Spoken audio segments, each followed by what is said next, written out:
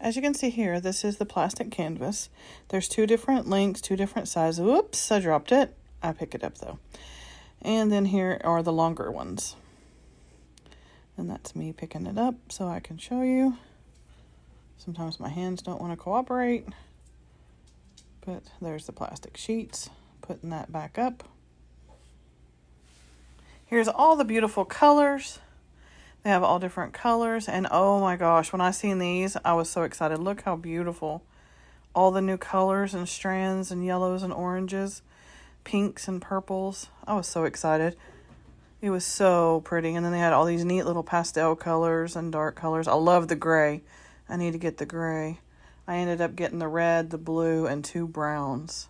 And now they have these on sale for like $2 something. So I'm really excited about that. Because the other ones are a little more expensive, like for the bigger rolls. But yeah, I just wanted you to see the pretty colors that they have at Walmart right now. Like that green, that peach. So, and then there's some with little glitter in it. Those are my favorite. And then I'm going to show you these down here at the end. They're thinner strings, and you could use those for, well, those are the fat ones. But these right here, you could use those for embellishments, like the little lines and the little trims and stripes.